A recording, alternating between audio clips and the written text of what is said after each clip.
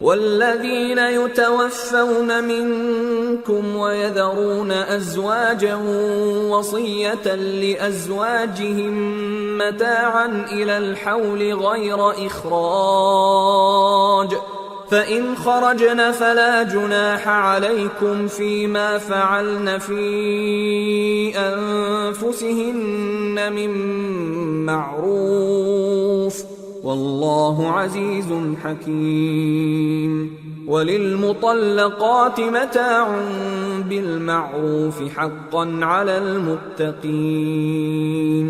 كذلك يبين الله لكم آياته لعلكم تعقلون۔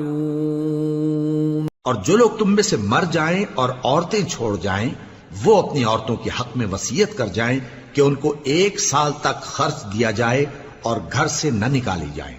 ہاں اگر وہ خود گھر سے چلی جائیں اور اپنے حق میں پسندیدہ کام یعنی نکاح کر لیں تو تم پر کچھ گناہ نہیں، اور اللہ زبردست ہے، حکمت والا ہے۔